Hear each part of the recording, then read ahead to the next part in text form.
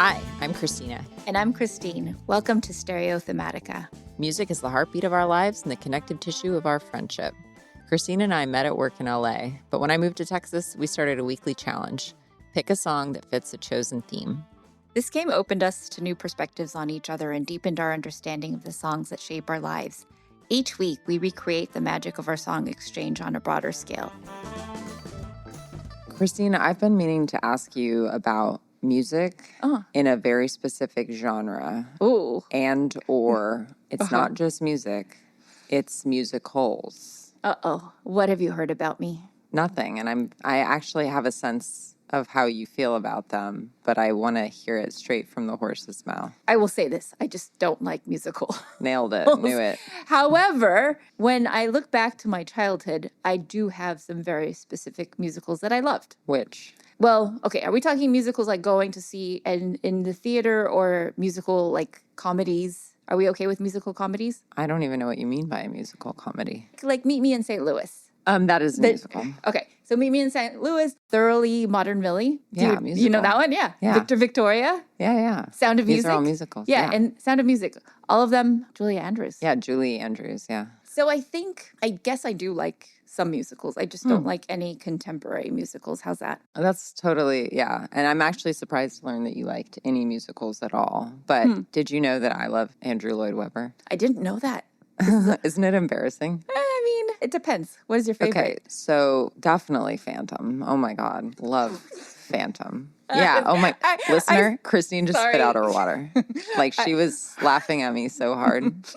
I hesitated even mentioning it. I did see that like in high school. And even then I was like, wow. You were probably like, bleh. I mean, I was like, this is the best. Even though it's Christine is the main character. I know. That's so funny. I didn't even think about that until just now. Cats I saw as a kid, freaking loved Cats. Really? Yeah. That was another one that was like just knowing that it existed was hilarious, but like not like enjoyably hilarious.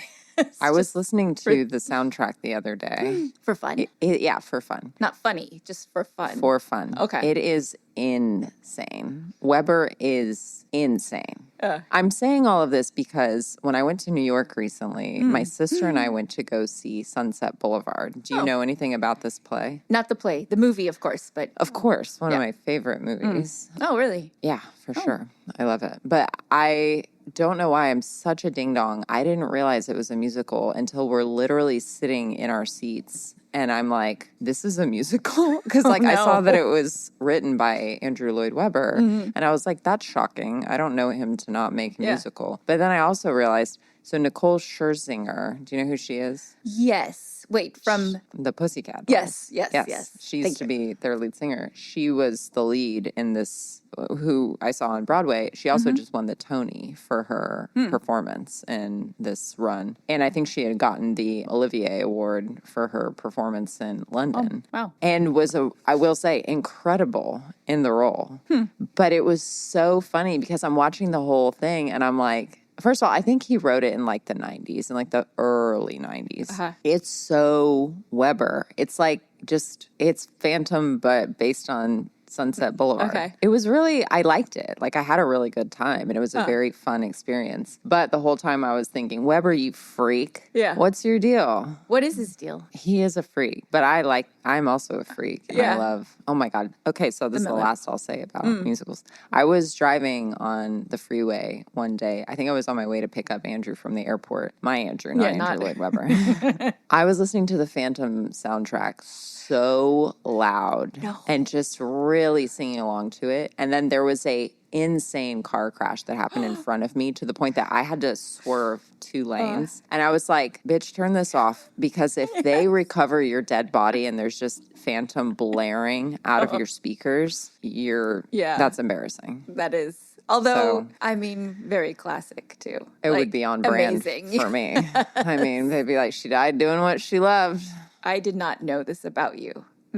I'm actually glad. Yeah, it's surprising. I hide it. I actually thought you were going to connect with me on the fact that I don't like musicals. Sorry, girl. Okay, really quick though. Hamilton. Never saw it. Me neither. No interest. Yeah, right? Yeah.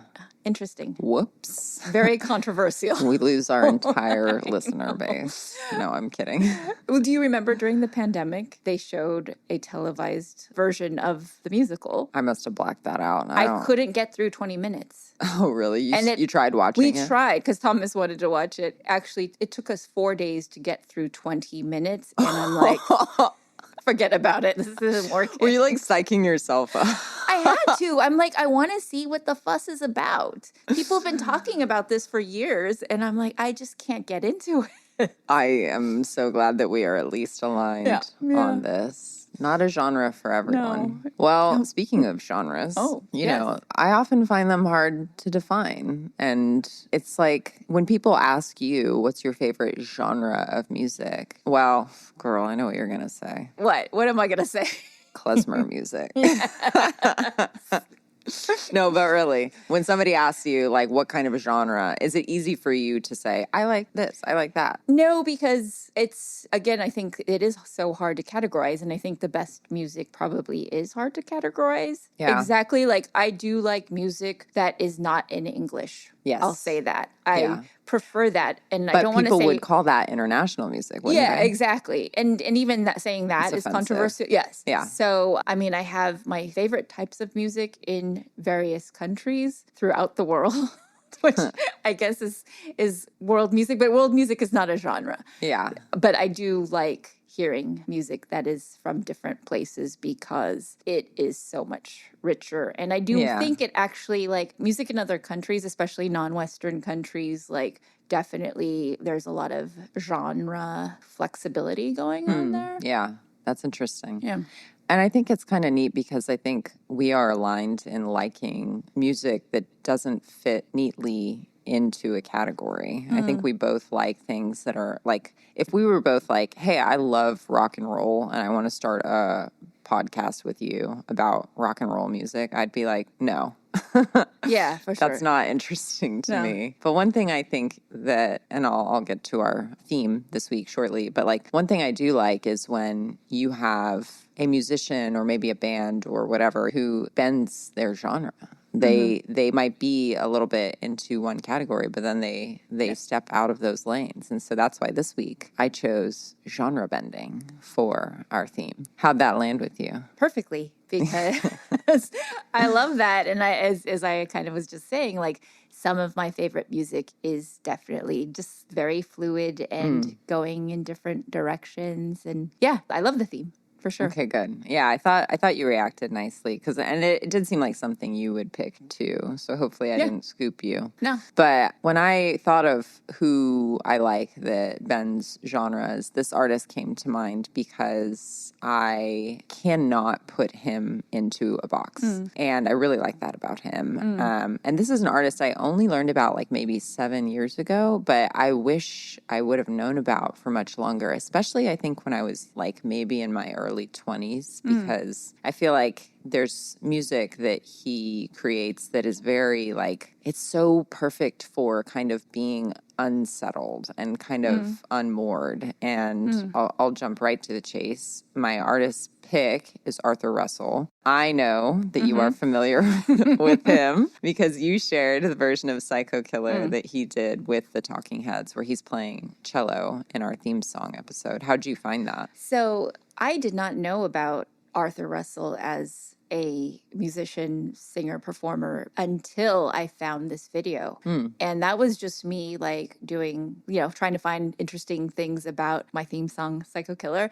And I came across that and I did share it and I talked about it in our episode. But Arthur Russell was not somebody I was still familiar with. It was just like some cellist, truly. So I'm very excited to hear more from you about Russell. Awesome. And I want to preface this by saying like Arthur Russell is like he's almost like a cult following musician. And I think that it will be hard for me in our short time together to give justice to his body of work. He has a truly incredible body of work, and I'll tell you a little bit more about him, but I think I want to just preface this by saying anyone who hears maybe this song and hears a little bit more about his life and his work, I encourage you to go learn more about him, listen to his music, and know that I'm not an Arthur Russell expert. I'm just a big fan. So So the song I've chosen of his for this episode is This Is How We Walk on the Moon from his 1994 album, Another Thought. Each step is moving, it's moving me up. Moving, it's moving me up. Like you said, he's a cellist, beautiful cellist, very good singer. And this album was actually released 2 years after his death in 1992. And I want to jump in a little bit about who he is and where he's from because it impacts his work so much. Arthur actually grew up in Iowa and studied cello and piano in his childhood. He wanted to be in the marching band, but couldn't wait for the time frame. So he decided to play cello because he could join the symphony right away. And also because his mom played the cello, which is kind of sweet. It features very heavily in a lot of his music, which I think is really interesting. And it's also one of the big genre bending elements for him. Really sadly, he ran away from home and went to San Francisco kind of at the perfect time. It was the late 60s, around the summer of love. He did eventually study North Indian classical music at the Ali Akbar College of Music and Western Composition at the San Francisco Conservatory of Music. And then around that time, he met Allen Ginsberg and worked with him, performed with him. I believe at one point they were lovers. He also studied electronic music eventually at the Manhattan School of Music. So if this is all very interesting to you, there's a very cool documentary called Wild Combination where it's short too. It's only an hour. It's really neat to see how many incredible musicians he had an impact on and who he collaborated with. It talks about like when punk was just really taking off, he went in the other direction, wanting to do like sweet pop music. And he worked with like some of the members of, like Jonathan Richman and the Modern Lovers, like some folks from that band. And his Midwestern upbringing really impacted his work. Even though he had such a range of genres that he experimented with, like you can sometimes hear like country elements and some folky stuff. And I don't know if you've like checked out any of his music beyond that, the one that I shared with you, but it is like, I don't know. It's very hard to say that he's anything very specific when it comes in terms of what his genre is. No, and it's funny because you do me especially wants to like kind of try to not categorize it, but like compare it. And there were some songs that I was hearing, like a little Nashville Skyline, Bob Dylan's album, which I liked. And that was like my way of like, okay, I like this. But I did listen to some things and I wasn't connecting with it that much. Yeah. It was a little too, maybe not genre bending, but maybe too calm for me. Sure. I think I know what album you're talking about. And like, I think that there's some really beautiful songs that he has that feel to me like a little bit country, a little bit singer-songwriter. Yeah. And then it's funny because this song, like you'll hear his beautiful voice and then some distortion to the music, which is like really haunting and jarring. This is how we walk on the moon. This is how we walk on the moon. Arthur Russell, I feel like I could wax poetic about him, is that he was constantly experimenting and he was experimenting with different styles and techniques and instruments. And, you'd hear the cello at times when you wouldn't really expect it. And I think he probably could have been a really very successful singer-songwriter, but he kept trying out new styles and types of music. And he did have some success later on in his career, but he was the musical director for a short time of The Kitchen in New York City. Have you heard of this? It was like a avant-garde performance space with lots of really fascinating folks who would come through. Like Philip Glass is someone who was friends with Arthur and collaborated with him. And Philip Glass called him like truly the most avant-garde person, which to me is funny because Philip Glass is someone who like I can't listen to. Oh, really? Because it's too much for me. Even the soundtrack music? I mean, I guess like the hours. Yeah. It's not, so some of it is, but one cool thing is that Arthur Russell did have success in disco. What? Yeah, I know. So this is exactly, and I'll talk a little bit more about like his identity later, but he had a club hit where he was, I believe, a producer and a writer with Kiss Me Again, which was performed by Dinosaur, which I wasn't familiar with. And it's a long track. It's like over 10 minutes. Oh, wow. But I listened to it for the first time when I was researching this episode, and there's so much Arthur Russell influence in the song, even though it's like a disco club hit. So that, I mean, like dance, it's for dancing. It's like, it's, if you were to hear it, it's almost like, I mean, not Donna Summer, but like something you'd hear like dancing in the club, and like kind of a cool, like when you're thinking of like what, I don't know, when I'm thinking of disco, of course it's such a broad genre, but like thinking of Donna Summer, like what's that iconic one? I Feel Love. Yeah. It's not that, but it's like, you can hear his influence in the background, which is cool. Really, well, and let me cut to the chase. So Arthur Russell was a queer man, and that wasn't how he always presented. Like it took him a long time to come into this identity. And I think his identity as a queer musician was really important because there was this point where disco even was very like divided between queer and straight in the scene. So there were people who were like, this isn't for the gay community. And then there were the gay community who was like, this is us, like we are disco. And like when you think about like, of course, like some of that fluidity, like I'm thinking of Studio 54 and stuff like that. But I found this incredible paper, and I did not have time to read the whole thing because it's like an academic paper, but it's called I Want to See All My Friends at Once, Arthur Russell and the Queering of Gay Disco. And I can share a link to it in I'd like to read notes. that. Yeah. But it talks about disco as an opportunity for queer music experimentation. And I just thought that was fascinating because, again, Arthur was constantly experimenting with new genres. And very sadly, he died of complications related to AIDS at the young age of 40.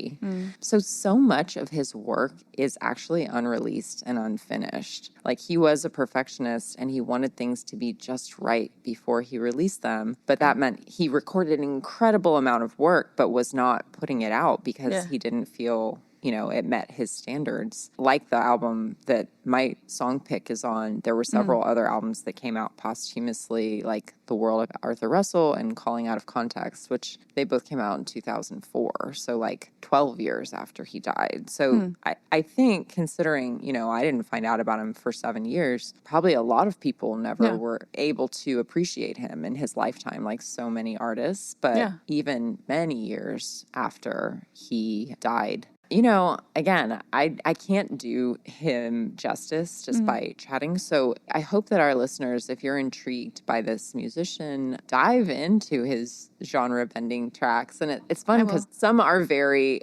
accessible and approachable, and some are a little bit more like, whoa, this is really out there. And I think it's almost fun because there's like Easter eggs that you'll find when you're listening to. And I'm excited in case anyone's hearing about him for the first time that you might go learn more. But also for me, like I had no idea that he even did all this disco work. No, I'm very excited to learn more. Yeah. And I feel like you will love that one song. Just because it's, I don't know, disco for me is not a genre that I gravitate towards, but this gives me more of an appreciation for it, knowing that there's like really cool musicians in the background who have a hand in it. So that's my genre bending. And I can't wait to learn about yours because you already have such a genre spanning taste in music. So this is exciting for me. Okay. So I was kind of hoping to share a song that you hadn't heard. So I actually went to something that I only recently came across back in January. And I have a mutual friend to thank for that. Our colleague, well, your former colleague, my current colleague, Joe. Shout out, Joe. Shout out, Joe. Hey, Joe. The song is Simoon, and it's from Yellow Magic Orchestra's 1978 self-titled debut album.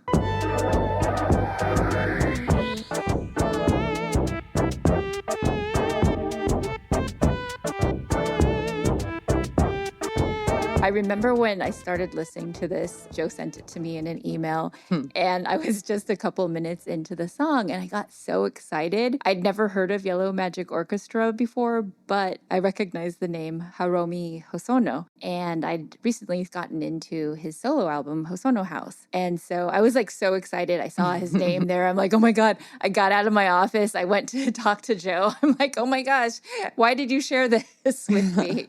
I love what I'm hearing. Did he just randomly email it to you? I think we were talking about the podcast. Oh, okay. And so like we were talking about music, so it wasn't completely out of the blue. Yeah. He thought I would like it. I mean, it's simple as that. He loved it and thought I would like it. Oh. Yeah, I love that. So you never know. You got to share music with people because you never know.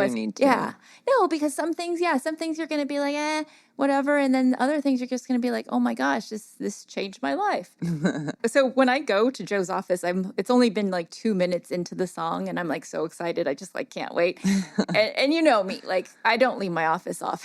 so that was a big deal. So we were, I think, in our podcast life, we were about to record instrumental song that could have been a hit. And I was actually like even thinking, oh, I should change it to this song because this is so cool and probably more appropriate for the theme. But then as I continued listening, I saw that it did have lyrics, but I knew I'd want to share it at some point. And then your genre bending theme just like felt perfect for this. Nice. Are you familiar with Yellow Magic Orchestra? No, but when you shared this song with me, I got really excited too. So it's like kind of funny that it has that effect on people. Like, and I have to say, I actually wasn't expecting to get this from you. Like when you shared it with me, it was like big whoa, like eyes when I'm like listening to the song because I'm like, whoa, this is so, it's just so different. I wonder what part exactly, like was it the electronic part that maybe you were thinking, oh no, based on previous conversations we've had?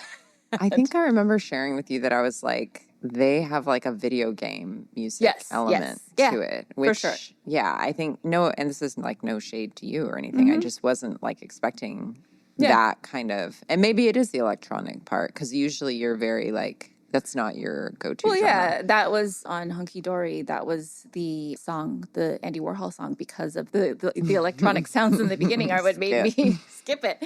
But no, it's this song in particular is just, it's so special. But let's start from the beginning with Yellow Magic Orchestra. They were formed in 1978 in Japan, according to the liner notes of the album. So right after finishing the album Paraiso, Hosono, who had already had a successful solo career as a jazz, folk, rock bassist, singer, pitched a new idea to two of the musicians he had collaborated with on Paraiso. Ryuichi Sakamoto was a composer, synth wizard. He was a trained classical musician. He actually later won the Oscar for The Last Emperor soundtrack with David Byrne. So another David Byrne connection there. What hasn't he done? I know, right?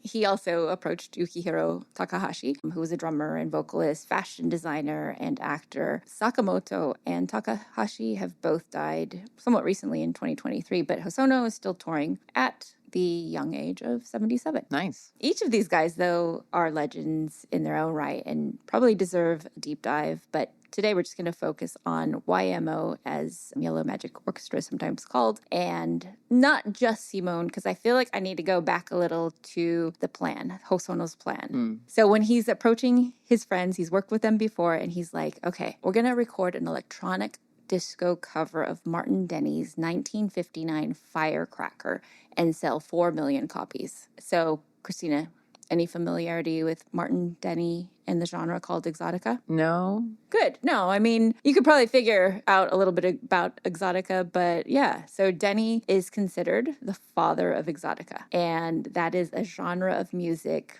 from the 50s, mid-60s. Yeah, you know where I'm going. That was shaped by Western perceptions of Asian culture. Oh, no. So the original Firecracker, which I will not be sharing, was loaded with stereotypical sounds, xylophones, vibraphones, gong crash. Oh, no. Temple blocks. You got it. The album was actually titled Quiet Village, The Exotic Sounds of Martin Denny. So, I mean, what do you expect? This is what happens when you don't study abroad. Yeah. Yep. So YMO reprogrammed this exotica fantasy using digital sound, and their version of Firecracker is a send-up of that Western Orientalist fantasy, and it treats exotica as like a psychedelic space detached from any fixed identity. So that's really cool. And then, of course, the name Yellow Magic Orchestra is a tongue-in-cheek nod to exotica, the yellow magic being a reference to how the West often casts Asian culture as mysterious or like magical. So good for them. Yeah, right? Very cool. This is all happening late 70s. Now, I know I'm talking a lot about Firecracker, and that's not my pick. But I feel like you need to know the context of like their big, I don't know if it's their big hit, but like their most famous song to appreciate the context of Simoon. So Simoon is Arabic for sandstorm. And according to Hosono, the song was inspired by the desert scenes in Star Wars. Oh, yeah. Cool. And like, right? You can't not hear R2-D2's voice in some of those electronic sounds. Totally. Yeah. And I think that's what I like. I mean, I'm not obviously like, I do like this album. I don't like all of it. Some of it is a little too like video gamey for me, a little too electronic, but I can handle it when it has a little bit more soul and a little sweetness and warmth. Yeah. And I feel like this song especially has that.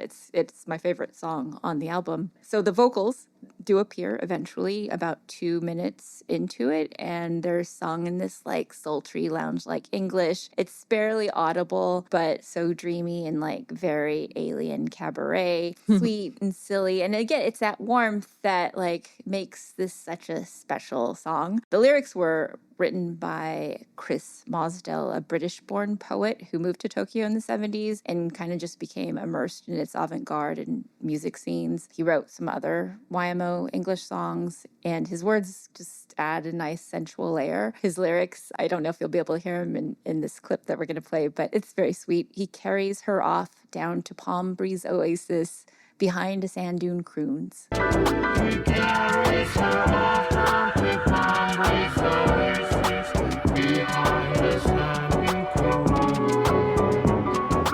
It really feels like you're drifting through a mirage. I can't listen to this song and not sway to it, right? Yeah. Like, you just want to move your body. Yeah. It's so easy to get like lost in it. I've listened to a lot of their music since learning about them, and while some of their other songs don't quite hit me like Simone does, they're all such a delight to listen to. And what I found most interesting about YMO is that their influence stretches across genres into hip-hop, techno, modern synth pop, and of course, like we talked about, that video game music.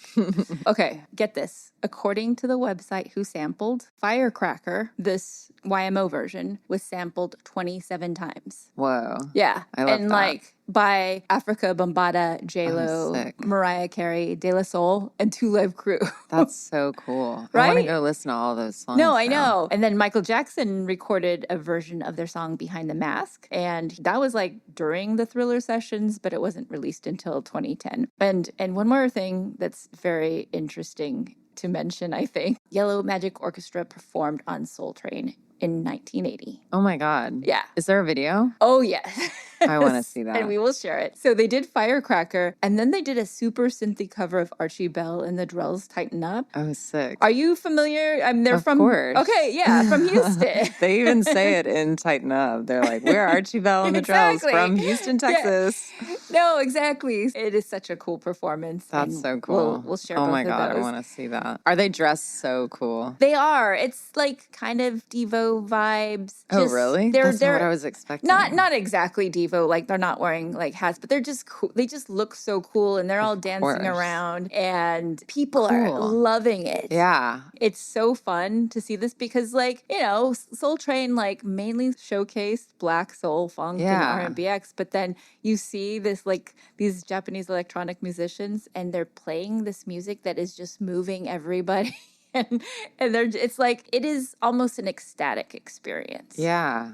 Wow. Yeah. Oh my God, how cool. I know. And it's weird because I can't help but think, you know, with all these like budding musicians and hip hop artists, like maybe they saw this performance and maybe that's why they're like, oh, let's sample Yeah, that's exactly what I was thinking. Right? Like, that's really like, and one of those things like where, okay, you're finding out about music like at the record store or whatever, but maybe they don't get YMO at your record store. So then you see them on Soul Train and you're like, what is this? No, and they're doing all this different shit with like drum machines and vocoders and synths. And this is like real genre bending. Like they're like not just mixing sounds, but they're crossing borders. Oh, that's and like cool. they're planting these seeds that would blossom. Oh, I love that. Like it's so cool.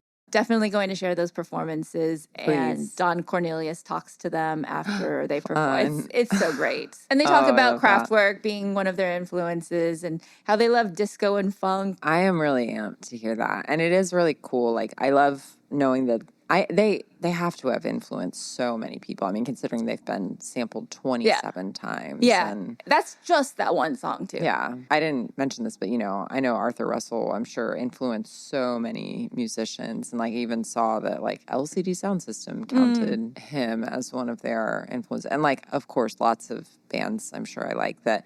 It's just neat to think about these folks who are defying genre and allowing people to kind of say, yeah, that I also don't want to fit into a tidy little category. So I'm so excited to watch the Soul Train video.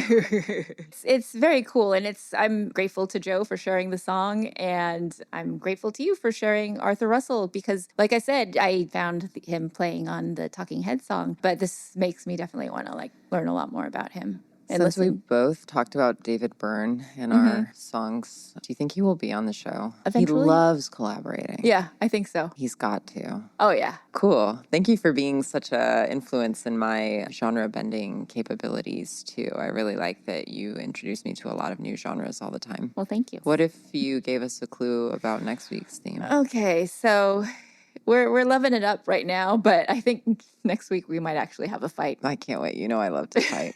Thank you for listening to Stereothematica. If you're enjoying our genre bending, please consider a review, a rating, or sharing with a friend. Subscribe now on your favorite podcast platform and follow us on Instagram where you can share your favorite genre benders. Don't forget to visit stereothematica.blog for more fun.